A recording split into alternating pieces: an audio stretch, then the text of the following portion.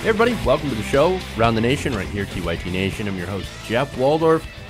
Hope everybody had an amazing weekend, but we're back Monday.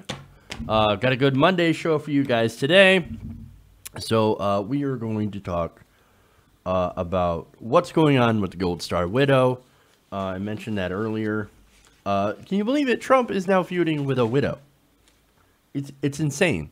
This is insanity. The president of the United States is fighting with somebody who just lost her husband, and of course, leading to many very ridiculous racist attacks against her as well.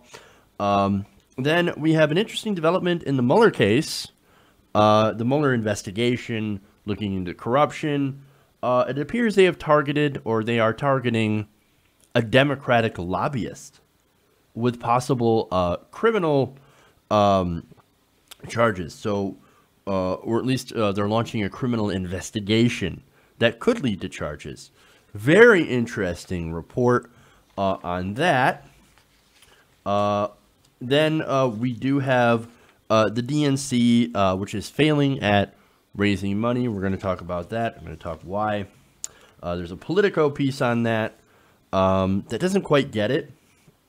Then we're gonna talk about former President Jimmy Carter. Also, his thoughts on the Russia investigation. Then we've got an amazing expose into the Florida charter schools and how they're a scam. You're not going to believe the kind of stuff that's in this report. It's amazing. And it's actually what real journalism is about. And then last but not least, we're going to make fun of Jim Baker again, because that's always a good time. So that's what we've got here today on the show. Now, before I can get into those stories, I want to do a couple of things first. I want to recognize a couple of patrons, Patreon here. This is Anna Maria Malay, who's a patron, and we have Brian Newton. So thank you, Anna Maria. Thank you, Brian Newton. You guys are awesome. You help support independent progressive media. If you want to help Around the Nation continue to grow, become a patron, patreon.com/TYT Nation. Now, if you also want to help out Around the Nation without going the Patreon route, like you can't afford it or whatever, you're supporting so many other creators, totally understand. Totally. Which is fine. What you could do is, you can always help us out by liking and sharing our content. Whether it be the live stream or our videos that we put up 5 days a week on YouTube. You can go to youtube.com/TYT Nation, become a subscriber, and share out our content on Facebook or Twitter. Anywhere that you'd like to share our content, you can do that. And that helps us out tremendously. There's also other ways that you can donate through the YouTube Super Chat as well. So, and that helps the show and elevates your comments. I don't know if you want to open up this Super Chat now, just in case, because I don't want to forget when I see your guys' Super Chats. So, all right. Anyway, that's it for that kind of stuff. Let's get into the stories. Let's start out with the feud between the Gold Star widow and our president. President of the United States. Amazing.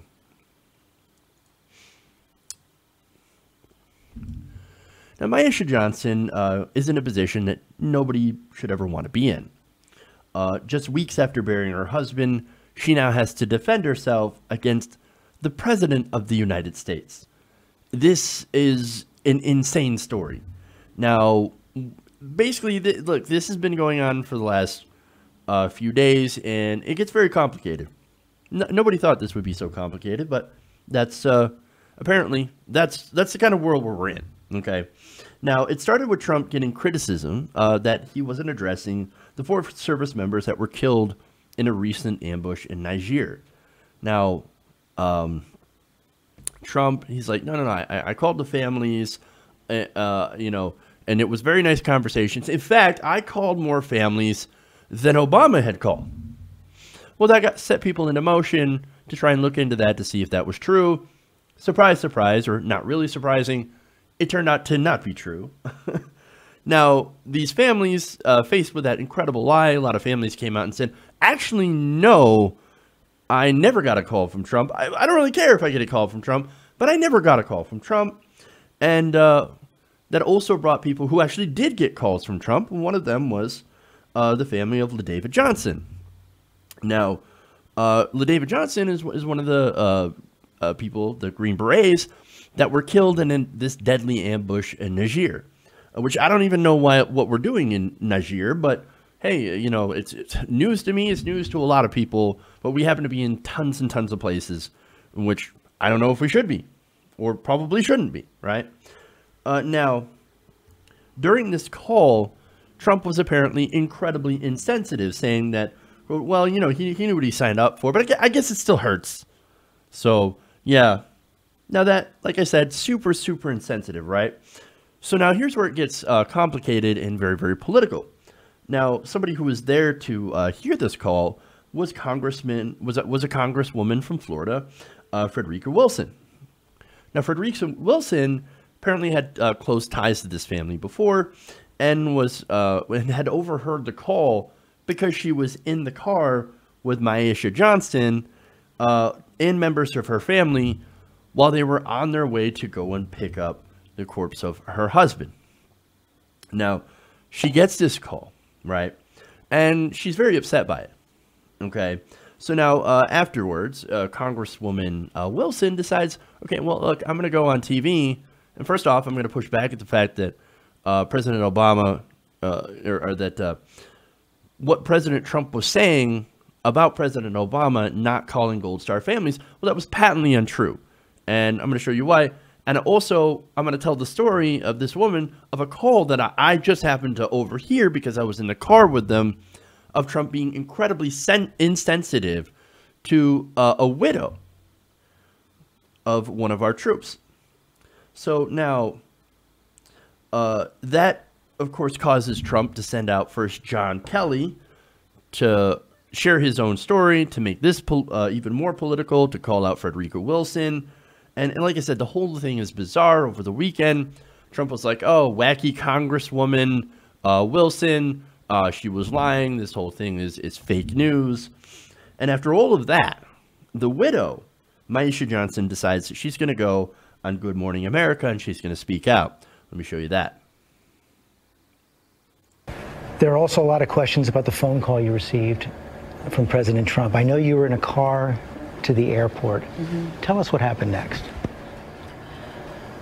Me and my family was in the limo to receive my husband from, I think that was Dover we went to? Dover.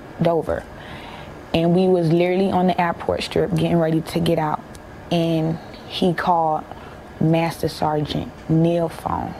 I asked Master Sergeant Neil to put his phone on speaker so my aunt and uncle could hear as well. And he goes on to saying his statement as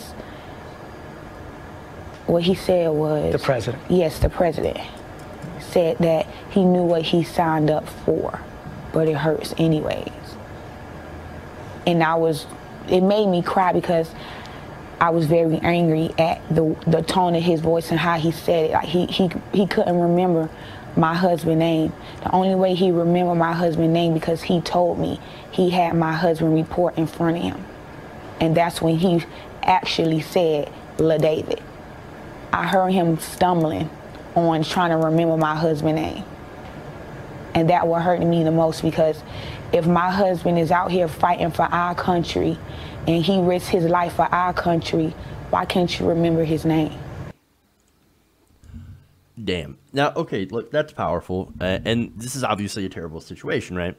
I mean, look, for anybody to lose their husband and then have the president of the United States say what he said when he was supposed to be consoling them, right? It's horrific, okay? So now let's compare that to another Gold Star family who also got a call from Donald Trump. Now, this is Staff Sergeant Mark R. de Alenkar. Now, he was killed in Afghanistan on April 8th. It's amazing that we're still in Afghanistan where we shouldn't be, okay?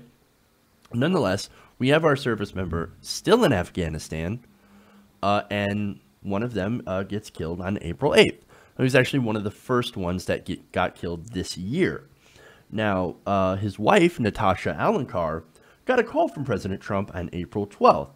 Now, consider the difference, right? And there's actually a recording of this because the family makes sure to make a tape, and you can go listen to that. I'll have the link in the description.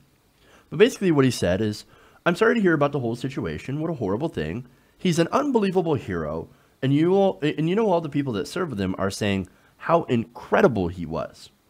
De Alencar also said that Trump had researched her husband and was familiar with the awards that he received. He also left her a message for the kids saying, tell them their father was a great hero that I respected. Now look at the difference, right? I listened to that tape. And if you listen to that tape and then you listen to the response from Myesha Johnson about her experience with Trump, that's a big, big difference. Again, with the De Alencars, I was thinking, hey, man, this is wonderful. This is actually how you're supposed to handle the call. It was very gracious. It was a very good call, very good message. It was very, very nice, right? Now, that got me thinking, why would the call to Myesha Johnson be so different? And then it kind of hits you when you just look at the difference. Myesha Johnson, obviously black, Alencar, white. No disrespect to the Alencars, right? And in fact, they both deserve the same kind of treatment. And that's the problem. They didn't get the same kind of treatment. And Trump, and it's because I believe Trump is an unbelievable racist. Now, look, do I think that he planned on this? He planned to be a dick to David LaJohnson's family? No, not necessarily. But see, the thing is that he cannot help himself. He learned racism from his father. And look, he learned it and he internalized this racism from his dad. And when he was working, renting out buildings and such before he became president, he used to try to not rent out apartments to black people. So much so that he got sued for it. And there's that. Now, this is also somebody who's been recently regularly attacking black athletes for kneeling against police brutality. And even called for the death penalty way back during the Central Park 5 mess. Now, after this was proven, these Central Park 5 African Americans, or there was a couple of African Americans, a lot of minorities in that group, after it was proved that they were innocent of that horrific rape, that they had not done it and had done jail time for it, President Trump said, I don't care. I don't care. Kill them anyway. Unbelievable racist. Now, with that history, do you think that he cares about LaDavid Johnson and whether or not he served his country with honor? No. He's one of them. He's one of them. We don't care about him. And now it gets even worse. Now he's actually calling a Gold Star widow a liar. Earlier today, he tweeted, I had a very respectful conversation with the widow of Sergeant LaDavid Johnson, and I spoke his name for the beginning without hesitation. Without hesitation. Now, this is despite a bunch of people, witnesses in the car, saying, no, actually, that's not how it went down. He did say it exactly 100% the way that Congresswoman Wilson had actually said. Why would she make that up? I think the last thing that someone who just lost her husband wants to do is attract that kind of hate right now. That Trump supporters are now lobbing at her. I mean, you read through the comment section of any places. Hell, I could read through my own comment section in this video. Oh, she's politicizing her husband's death. What a really disgusting person. I can't believe she would attack Donald Trump like that. Really? Imagine losing someone you love. Do you really think that you would go, yes, now I can use this tragedy to go after Donald Trump? Really? Really? As if anybody actually needs any more reasons, but look, enough. The people who are actually attacking a Gold Star widow need to back the fuck off. And look, Trump, it would be nice to say that I expected more from the president, but I can no longer say that. This is it's the same guy who attacked another Gold Star family and will attack pretty much anyone for any reason. Look, our politics may have been broken way before Trump. I mean, they had to be in order for him to get elected. But at this point, I don't think they will ever recover. We are a broken country with broken-ass politics. And I don't really see how we can, fix the state of civil discourse at this point, because it's just gotten so incredibly toxic. Okay.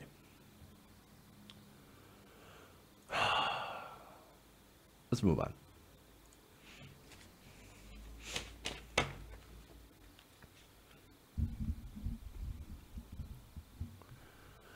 The Mueller investigation is now looking into a Democratic-aligned lobbying group, according to a new report. Robert Mueller is looking into the group headed by Tony Podesta. Now, this is a brother of Hillary Clinton campaign chairman John Podesta, over its dealings with the Ukrainian government-linked firm, according to NBC News.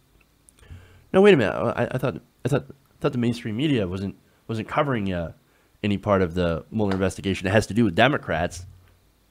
Really? Or of course, Uranium One, which I'm going to get into later, from the same report, or I'm sorry, from a different report from The Hill, also mainstream media. Now, right now, the Mueller investigation has focused a lot on Paul Manafort. Now, they're doing that because of his ties to Ukraine. Now, Manafort was a lobbyist for the pro-Russian party of the Regions. Now, Manafort's work included lobbying on behalf of the Brussels-based European Center for a Modern Ukraine. Now, the group said it advocated for closer EU-Ukraine relations, though it has come under scrutiny after allegations it was working in the U.S. to promote former party leader Viktor Yanukovych, who ended up abandoning the proposed deal with Europe in favor of moving closer to Vladimir Putin.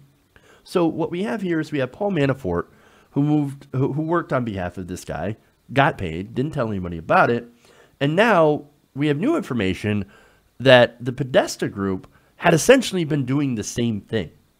According to reports from September, the Podesta Group, as well as consulting firm Mercury LLC, have been subpoenaed by Mueller over contracts with the European Center.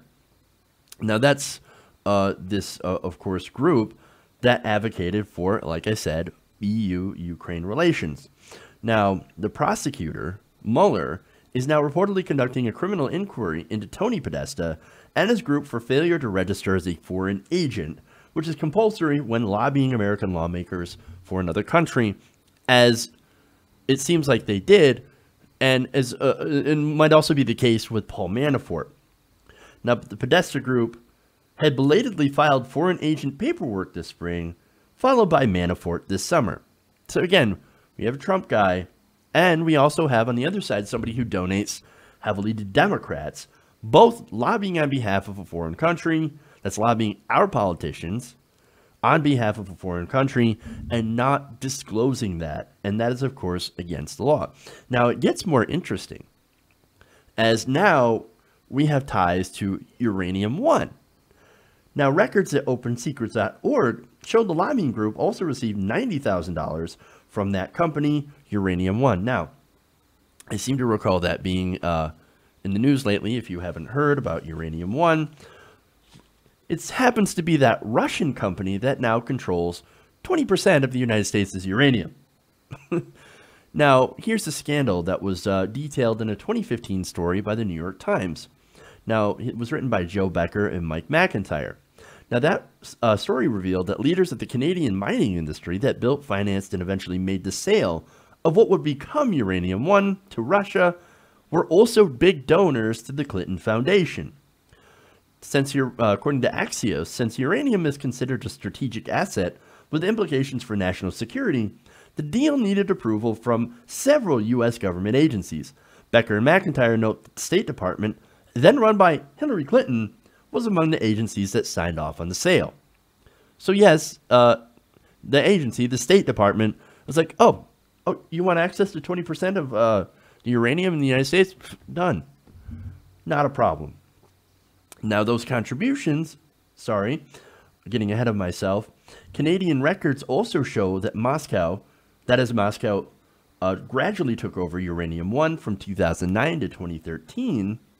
Uranium One's chairman, among others with ties to the company, used his family foundations to make a series of donations to the Clinton Foundation, totaling about $2.35 million. Those contributions were not disclosed by the Clinton, despite Hillary Clinton being under a White House agreement to publicly identify all donors. That's not all. In June 2010, Bill Clinton was paid $500,000 to speak in Moscow the same month the Rosatom deal went through. The money came from a Russian investment bank with ties to the Kremlin.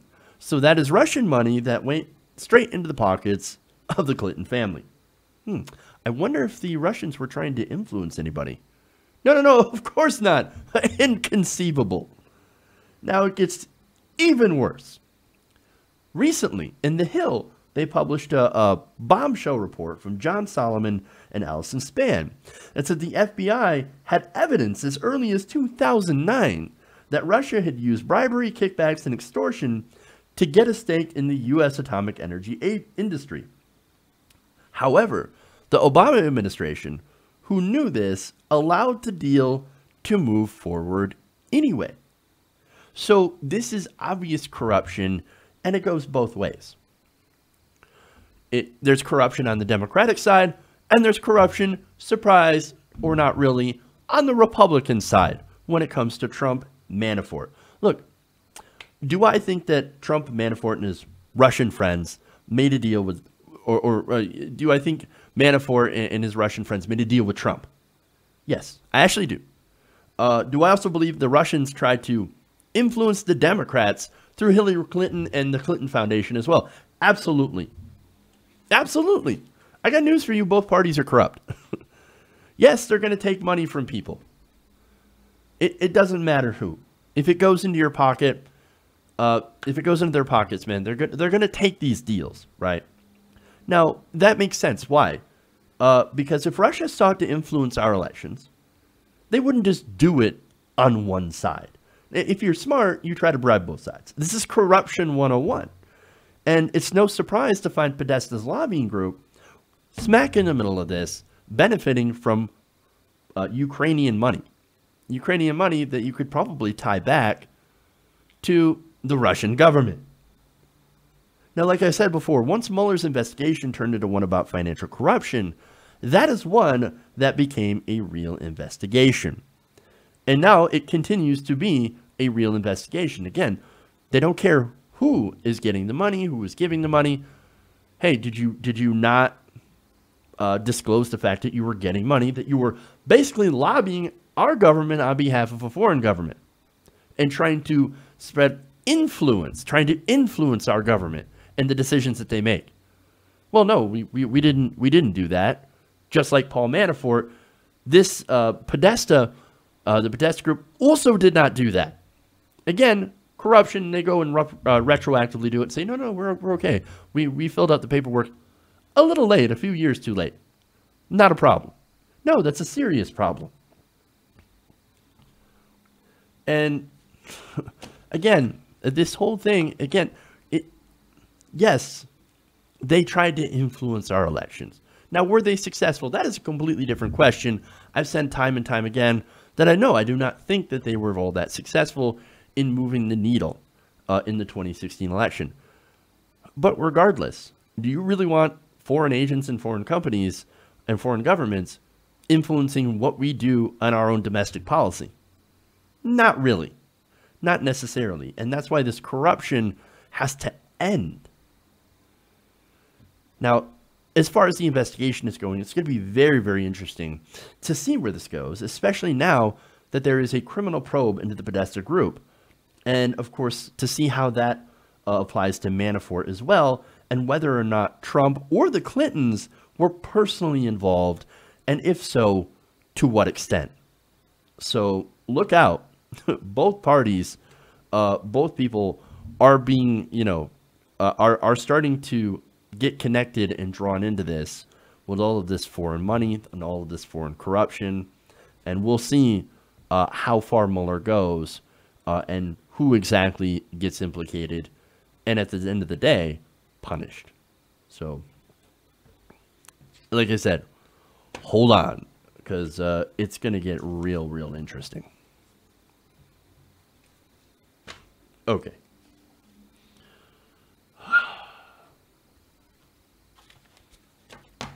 Let's move on.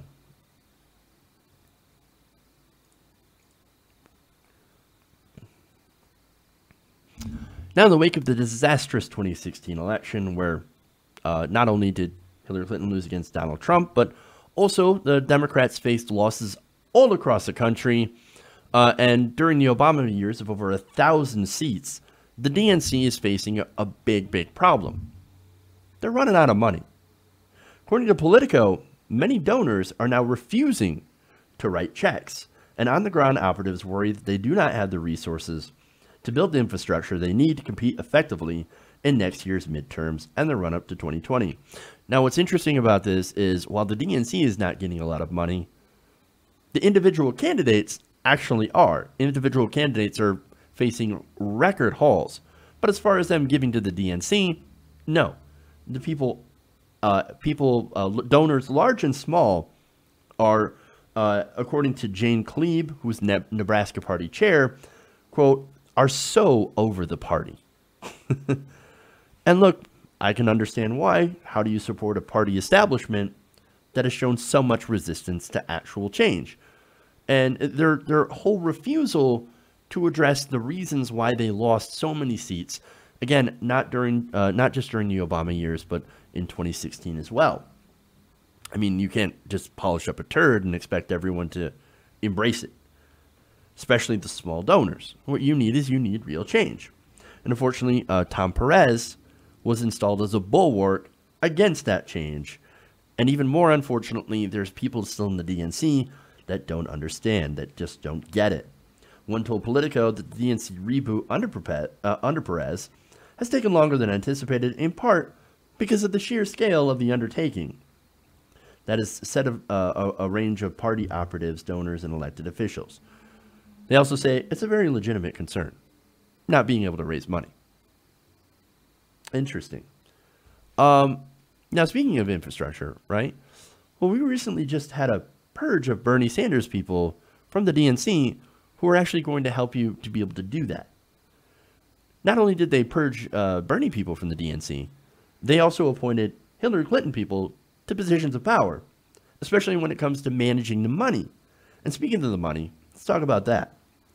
Quote, the financial challenges reflect a greater struggle at a committee led by the chairman who is new to party politics. Oh, he's new. So then why did you put him there?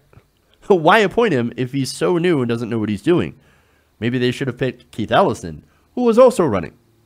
But anyway, they continue. And on a steep learning curve at a time when national Democrats are still searching for an identity after a historic loss. And it's not just donors who are staying away as the Perez-led group promises an expansive new set of new investments and innovations. The party's old leaders, led by former President Barack Obama, have kept their involvement to a minimum as well. Again, that's actually not true. Tom Perez is Obama's guy. Obama's like, get this guy in there. We've got to stop Keith Ellison. We've got to stop the Bernie people. We have to make sure the establishment remains in charge of the DNC. So get in there, Tom. Get in there, Tom. No, President Barack Obama was definitely involved in the DNC, but later on they're going to go on and blame Obama by saying, well, he hasn't helped us raise enough money. He hasn't been doing these DNC events like we used to, because he was the big star that they would always trot out to raise money. But anyway, the whole point of Perez, and I've said it before, is to stop progressives from actually gaining a foothold into the party. And now, like I said, with the purging of Bernie Sanders people, their mission is pretty much complete. Now, on the money, how much do they have? Well, in the beginning of October, the DNC had just $7 million in its main account, which is only there to cover its central responsibilities and salaries. I wonder if that goes, if that counts the paid consultants too, that did such a wonderful, wonderful job in 2016, as well as some of the special elections, like the Ossoff race in Georgia. Now, Alice Germond, former secretary for the committee, says, quote, we're all aware the money is not flowing in the way that we'd hoped. And look, why would it, right? The DNC has shown an uncanny ability to flush millions and millions of dollars down the toilet. Hillary Clinton, for example, outraised Trump 2-1 and still lost. But you know what? Those consultants still got paid. They get paid win or lose, and they're still a massive part of the party. Some of the people that replaced the Bernie people were paid lobbyists and consultants. That's not an accident. That's not an accident. That's exactly who they want to put in, because that's exactly who continue to get paid. Now, Perez is still out there attempting to tap rich donors. Now, Perez recently hit fundraising spots like Martha's Vineyard this summer and swung through San Francisco and Seattle in recent weeks, according to Democrats familiar with the events.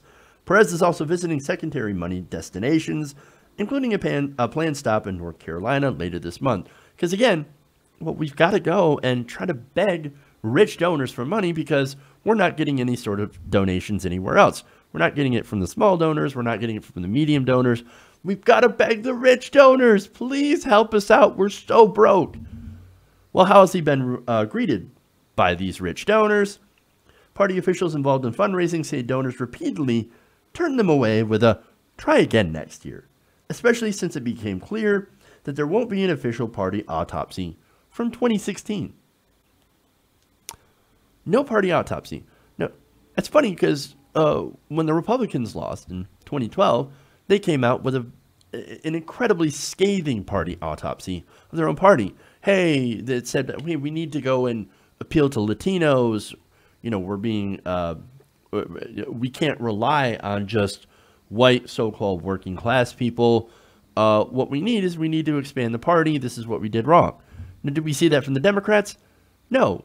The closest thing is Hillary Clinton going out there and saying, Bernie Russia. Is Bernie Sanders / Russia. That apparently seems to be their unofficial party autopsy, which is complete bull. No, we're never going to get an actual party autopsy because the Democrats can't admit that they actually did anything wrong during the election. Progressives were like, no, you should go left. That's where the mood of the country is. We are in a very populist mood. We're very angry at the establishment. Go that way. Hey, we have a candidate that embodies that right now in Bernie Sanders. And Democrats and the superdelegates, it's like, nah, yeah, we'll take that under advisement. Oh God, we lost to Donald Trump. How did that happen? No, it must have been the Bernie Bros and it must have been Russia. That's it. That's their answer. It's ridiculous. It's ridiculous. Not only that, but they also say that as far as the donors are saying, that Democrat John Ossoff's loss in his much hyped special congressional election in Atlanta suburbs also depressed donor enthusiasm. So now they talk to actual donors and they're getting a sense of what they think.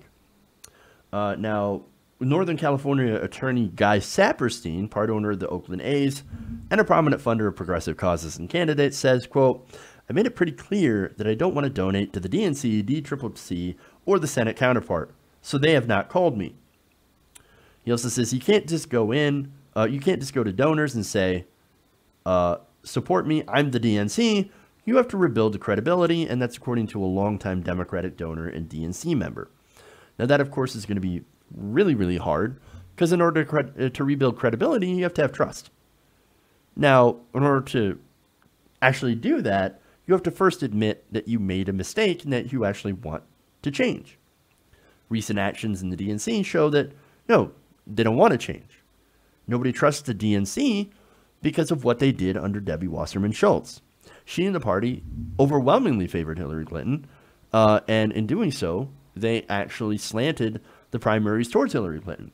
They scheduled the debates in Clinton's favor, as few debates as possible, fewer than the primary before, and at weird times. And not only that, but she worked with local party chairmen to do voter suppression in certain states to keep what I think is a lot of Bernie supporters out of the primaries. Not only that, but there's other examples of corruption. Donna Brazile passed off questions to the DNC while she was working as a contributor to CNN. And she got fired for it. And now, oh, guess what? She's in one of the committees on the DNC, and a very powerful one at that. They had a bias. It was very clear that they favored Hillary Clinton and did not give a fair primary. And that's why people don't trust you. Nobody trusts that you run a fair primary. Nobody trusts that you run a fair race. The DNC lawsuit showed just how many people feel burned by giving to the DNC. They wanted their money back. And guess what? You have lost those donors, the DNC, forever. All that excitement and money for Bernie Sanders pissed away because the establishment had to have their beloved Hillary run. And look, it's not even about Hillary Clinton per se. What it's about is it's about the corruption of the establishment. All she is a face of that. And look, this is them not wanting to change when it's clear that the American people do want change. They cannot stand the establishment, but instead of changing and embracing the left, the DNC still continues to resist change, and that's what they mean by resistance. They're not resisting Trump, they're resisting change. This is what they get when they rig primaries against popular politicians. This is what they get when they ignore their base. Over 80% of Democrats prefer Bernie Sanders. He's the most popular politician in the country. While the DNC, while Hillary Clinton, while the Democratic Party continue to face massive unfavorable numbers, even in the wake of Donald Trump being one of the most unpopular presidents in modern history. The DNC, if they're ever going to get anything back, has to change, and they have to change now. If not, they're gone as an organization. And you know what? That might not be such a bad thing. Okay.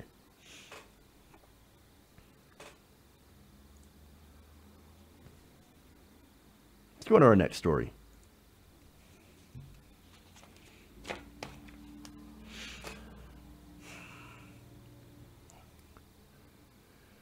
Now, Jimmy Carter is the former president of the United States, and he is not buying the narrative that the Russians stole the election from Hillary Clinton. Now, during an interview with Maureen Dowd at the New York Times, which, by the way, kind of smacks of a hit piece, already look at the title of that piece in the New York Times. Carter lusts for a position with Trump. Ridiculous. Now, in this interview, Carter did say some very interesting things about the election, and we're going to go after that. Now, when asked if Russia stole the election, he says no. The question was, did the Russians purloin the election from Hillary? He said, Rosie and I have a difference of opinion on that. That's his wife, Rosalind Carter. She looked over archly and said, well, they obviously did. He said, I don't think there's any evidence that what the Russians did changed enough votes or any votes. Now, that's very interesting because, again, this is coming from Jimmy Carter, part of the president's club, right? Now, on that, we 100% agree. Now, I think that the Russians did attempt to influence our election.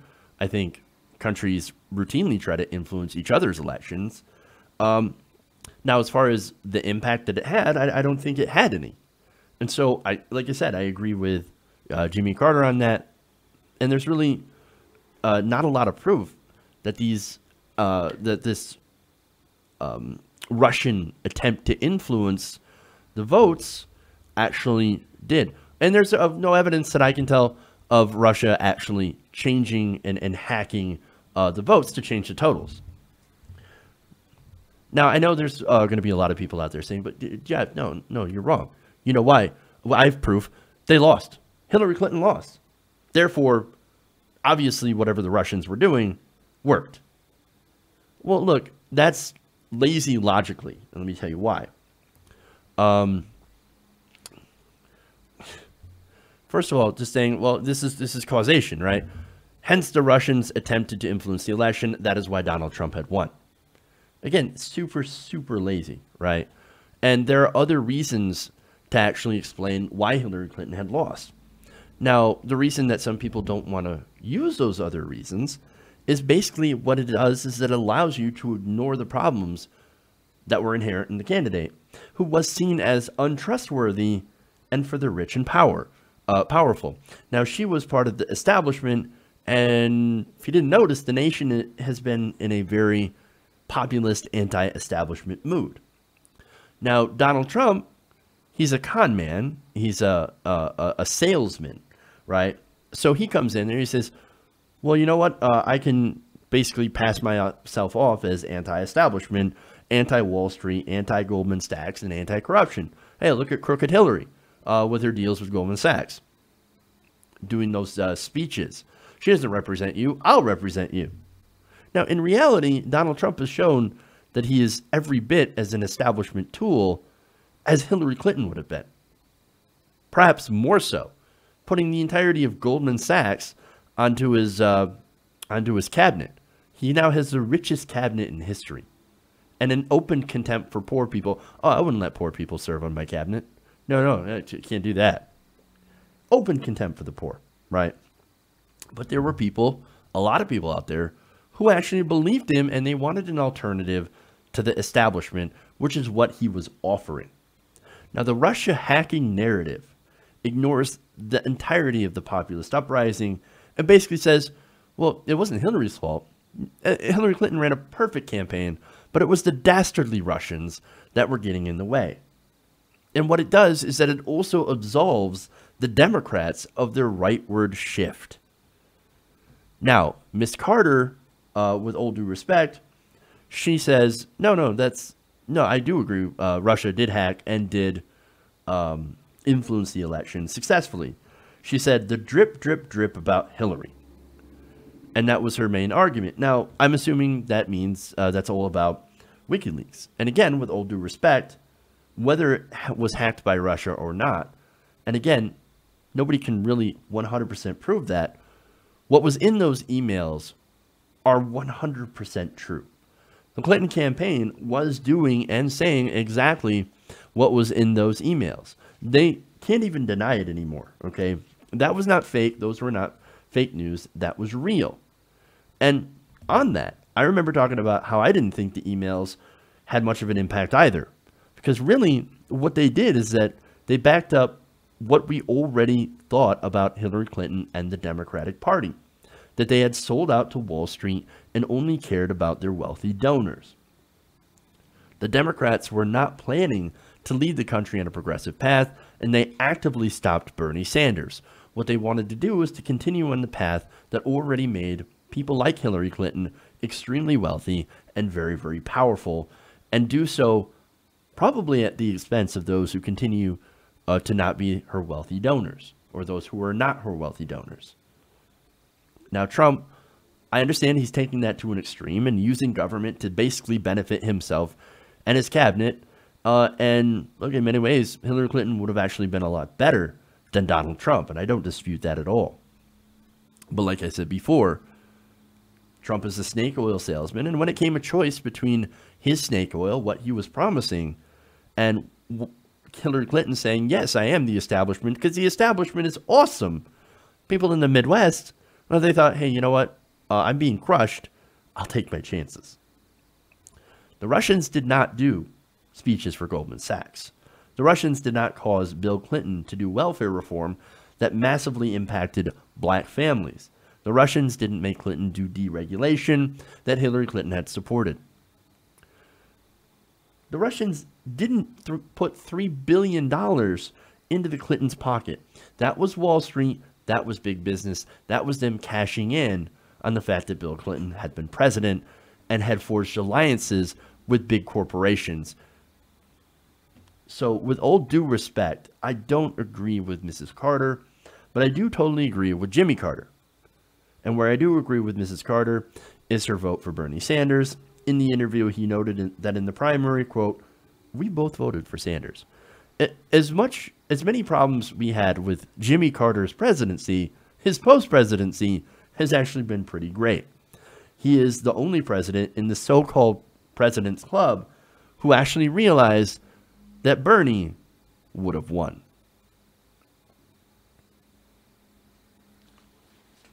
Okay.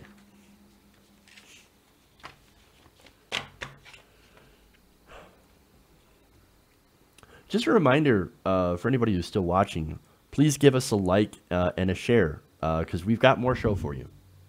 In fact, we're going to move on and do an amazing story into charter schools.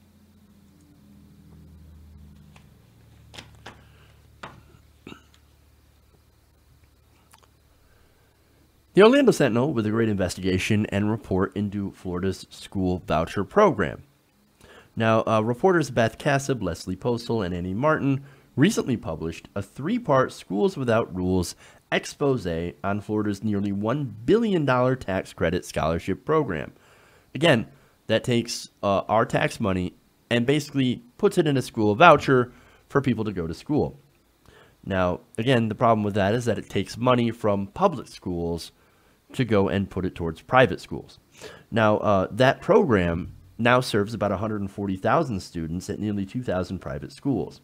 Now, many of those schools, they point out, that are subject to little state oversight and are heavily reliant on these state scholarship programs to keep their doors open. Now, the investigators, what they did is that they visited more than 30 of these private schools in Orange County, Seminole, Lake, Osceola, and Brevard counties.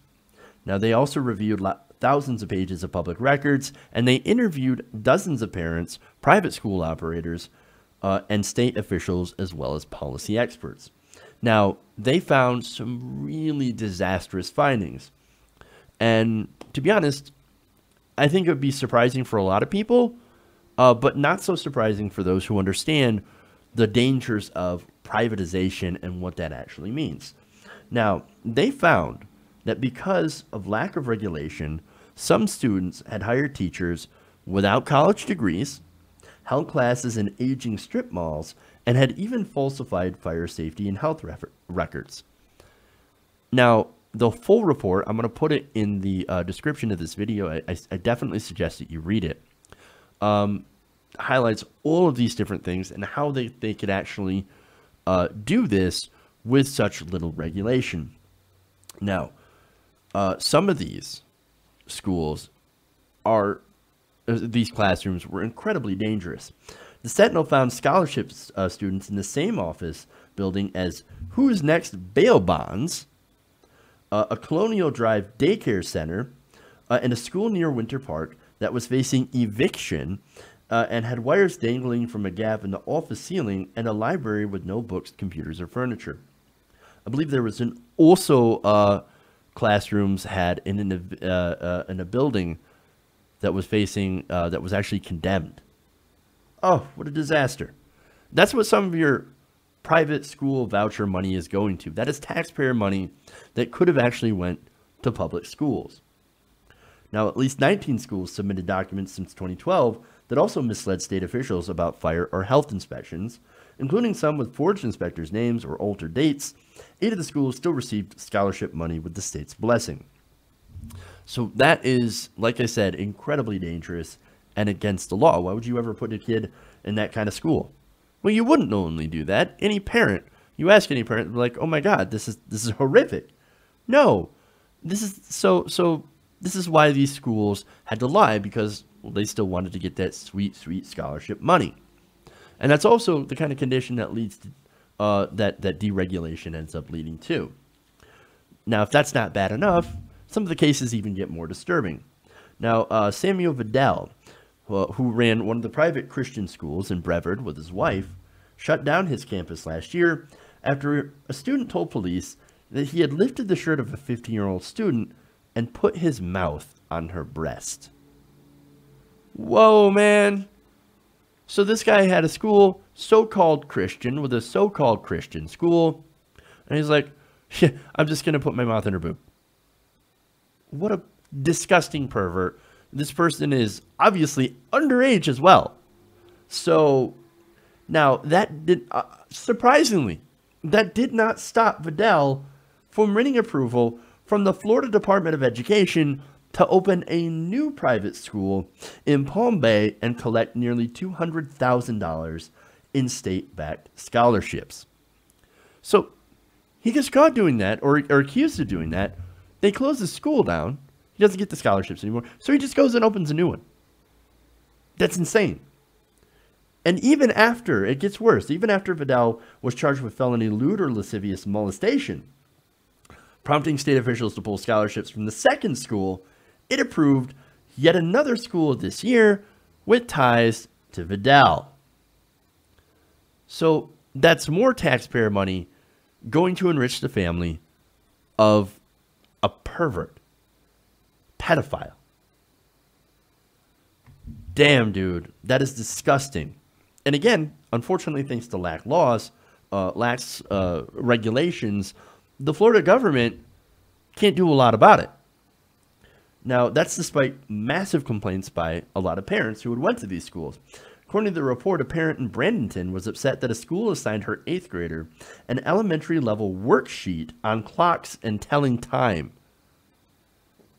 Another was angry at a North Florida school, or was angry when a North Florida school made students clean toilets as punishment. Hey, Newt Gingrich, that's they actually took your idea. A Jacksonville mother also wrote that her son's education was neglected. She said, "They were paid $10,316 for my son's tuition, and I have nothing to show for it," she told the state. In every case, the education department responded that there was nothing it could do about a private school's academic choices. Now, to be fair, on a lot of these cases, they decided, okay, we'll pull your scholarship funding, but other than that, they really can't do anything. So, hey, you love free markets? There's your free market. That's what happens. Now, do you think unregulated for-profit schools will do better than public schools, which do have problems? Well, turns out most of these, about 78% of them, are religious schools. So already, that seems to be a bit of an issue. Now, to be fair, some private religious schools actually do give a good education.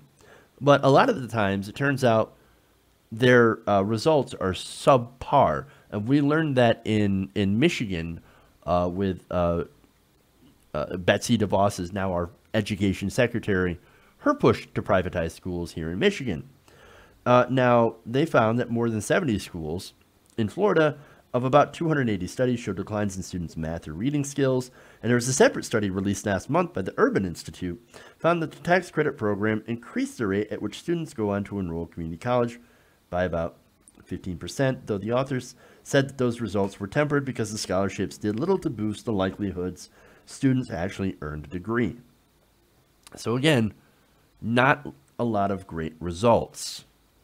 Now, am I against private schools completely? No, absolutely not.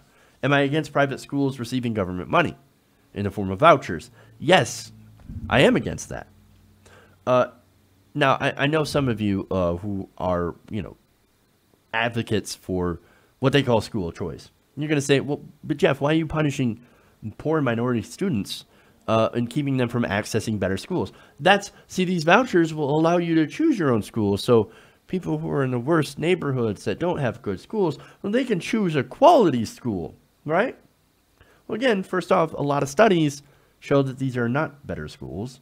And number two, calling out private schools and their failings doesn't ignore the problems inherent in public schools. Now, the biggest problem in public schools is the funding model. Now, public schools, they rely on property taxes, right? Now, if you're in a poorer area, obviously there's less revenue generated from property taxes. So those schools actually get a lot less revenue. When they have a lot less revenue, they can't hire good teachers, and they can't properly, make sure that they have enough books and supplies for those students. They can't get up-to-date computers and programs, and they can't run any sort of extracurricular programs to help students. So African Americans are at a huge disadvantage thanks to that funding model. But privatization of schools and taking more money out of those public schools and putting them into private schools it's not the answer to what I consider to be racist school funding practices. Again, as these poor minority schools, well, like I said, I just said that they're primarily minority schools. So they're a lot poorer because they're in minority areas. And of course, that has a lot to do with racist zoning practices as well. And so if you fix the funding, then that seems to be a good answer, and make it so that it's not just dependent on property taxes in the area. You devise a new funding model that makes sure that every school gets the adequate funding that they deserve so that anybody can get access to a quality education at a school that is both properly funded and regulated by the government. Now, a lot of these private schools, unfortunately, are, as I mentioned, unregulated. And if they took away these scholarships, as they call them, these school vouchers, then these same schools wouldn't be able to operate.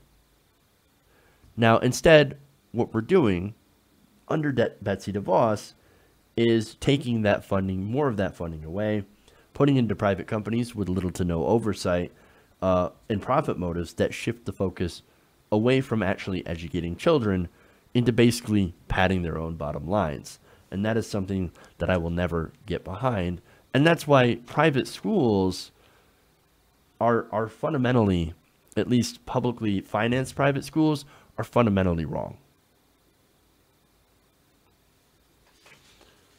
Okay. One more.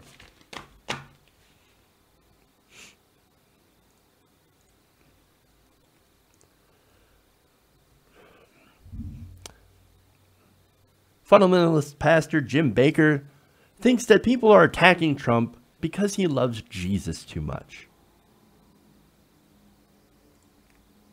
Unsaved people are going insane. Yes. They can't take it. They can't believe that a person was elected to presidency that honored God, that wants to keep the cross on top of your church and Jesus in your heart. And he wants to stop killing the babies. But we're so perverted, it's so wicked that we think it's normal, birth control, to kill the baby. That's not birth control. That's right. It's murder. I'm sorry. I know you don't like it. I'm sorry. I hate to even have to get people so upset. But I'm telling you, this is one of the main reasons I believe judgment finally came to America. Is we've killed 60 million unborn babies. 60 million yous. Yeah. And you, and you, and you, and you, and you, and you. Right. Everybody's for abortion that's still alive. That's right. I don't know what that means, but That's you know what what that it means. Okay. There's a lot of crazy to unpack there. But first, I just got to mention how I love that. You know, Tammy Faye is like, right on. Oh, yeah. Okay. Anyway, look, are people who are unsaved, are they going insane? Actually, he might be right about that. Because every time I listen to Jim Bakker, I go a little bit more crazy. But it's not for the reasons that he actually lists. Now, for one, look, Trump, he didn't care about the babies. Come on. Now, to be fair, there's Mike Pence. All the abortion stuff, that's all Mike Pence is doing. He's in the background going, Trump, you got to save the babies. Trump, got to save the babies. He's like, what? Oh, baby? Who? Where? But this is all, like I said, Mike Pence. Now, to be fair and completely accurate, Mike Pence also probably doesn't care about the babies. What he cares about is fetuses that are unborn. As soon as they're born, sorry, tough luck, man. We're not going to give you welfare or anything. You're on your own. Here's bootstraps. So, like I said, there's a lot of crazy packed into this video. So I'm going to go back, and what I'm going to do, I want to kind of break it down piece by piece here. Now, for one, he lies about Trump being a super Christian. Oh my God, he is the person that is elected to the presidency. That he's the first guy that's honored God. Really? Donald Trump is terrible at being a Christian. He's bad at it. He can't remember his favorite Bible verse. No, he doesn't know anything about the Bible, and it's really, really strange how the evangelicals backed up behind him. I mean, Trump is the least Christian kind of person. He's somebody that regularly attacks people for, ridiculous reasons, nonsensical reasons, fights with them, has been remarried 3 times, and like I said, has even bragged about kissing women when they don't want it and then grabbing their genitals. How Christian is that? That's not very Christian. That's not very Christian at all.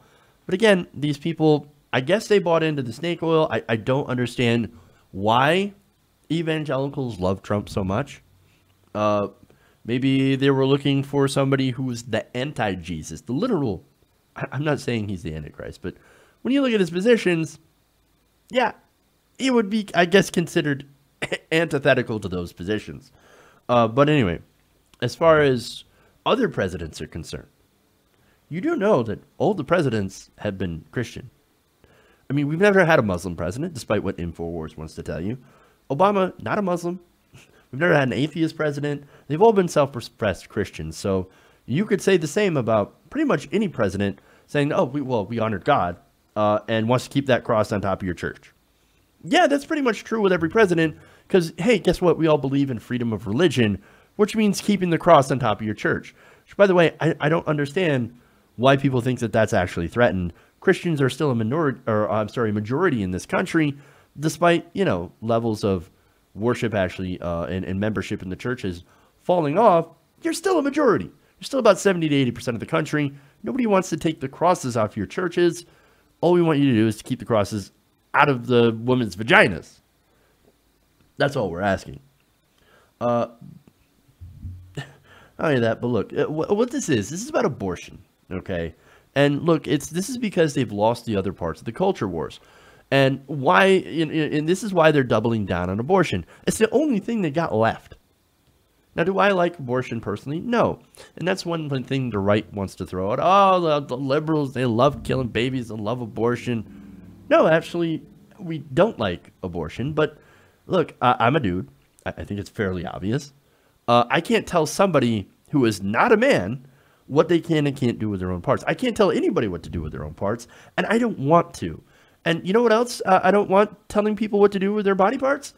The government. Unfortunately, this is what they're looking to do. See, these people are so anti-government. They're small government until it comes to regulating women's parts. And then they're like, oh, give me the biggest government in the world. We want to dive right in. Look, what we should do is make birth control easily available and teach comprehensive sex ed. If you want to stop abortion, that's a simple way of massively reducing it. Now, that doesn't mean it'll stop all unplanned pregnancies and all abortions in every situation. I mean, but look at the different states that have taken different measures. New York, for example, said, okay, we're going to put condoms pretty much everywhere, and we're going to teach kids comprehensive sex ed. Now, what happened? Their teen birth rate, unplanned pregnancies, plummeted. New Mexico did the opposite. They don't do any sort of comprehensive sex ed. And look what happens. They've got the highest teen pregnancy rate in the world. Now, it's not just about teenage pregnancies, but it just shows you the effect of actually having the information as well as access to birth control measures, right? But see, the thing is, they know this already, but they don't want to do it. If they do, people like Jim Baker lose their biggest social issue that they can rally people on. Look, conservatives, what they're doing is that, I mean, conservatism at its core is about appealing to emotion, fear, anger, and outrage in order to resist social change. That's what that is. And if they can't run on, we have to stop the Democrats from killing the babies, then what can they run on? Their other ideas are incredibly unpopular. What are they going to do? Be like, oh, no, we believe in giving giant tax cuts for the rich. No, they can't run on that with a straight face. That's why they have to lie about their tax reform bill. No, it's the biggest tax cut for the middle class that we've ever seen. And, along with that tax cut for the middle class, we just happen to give 80% of the gains to the wealthy.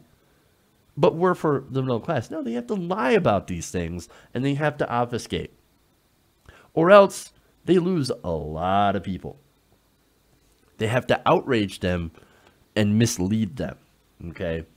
But look, embryos are not human beings with full constitutional rights. And that's what Jim Baker's arguing. Now, if you say that they're babies, well, then suddenly that changes the conversation because everybody thinks of, babies. I like babies. I protect the babies. You think of a cute little toddler and everything. But those are not the same as embryos, which is actually what Jim Baker actually is trying to apparently save. The only reason that we're going crazy is because of people like Jim Baker and their attempts to try to take away a woman's right to bodily autonomy. And not at least, if you're going to do that, at least boost birth control, sex education, and yes, welfare benefits to the mothers that you would force to have those children. But again, That's not what they're going for. What they're going for is a control over a woman's body and their right to choose. They're not pro-life. They may be pro-birth, but they're certainly not pro-woman. And yes, it absolutely drives us nuts. Okay. That's it. That's all I've got for you guys. Make sure to like and share these videos. Make sure to like and share the stream. If you haven't already, please subscribe to the channel, youtube.com/TYTNation. If you want to support us, patreon.com/TYTNation. That's where you can go to sign up to support us with a monthly donation. Definitely appreciated to everybody. I'm appreciative to everybody who goes and signs up to be a patron. You guys are awesome, and you keep the show going and growing. Thank you to everybody in the live stream. Thank you to everybody on social media that has shared our live stream and that shares our clips. Thank you so much. That helps us a lot. So thank you, thank you, thank you. Love you guys. We'll have a show tomorrow, so don't worry. We'll be here 3 p.m. Eastern for the live show. So right here, TYT Nation. Also on FY Nation as well, if you're into the podcasting. But that's all. Thank you guys. Love you.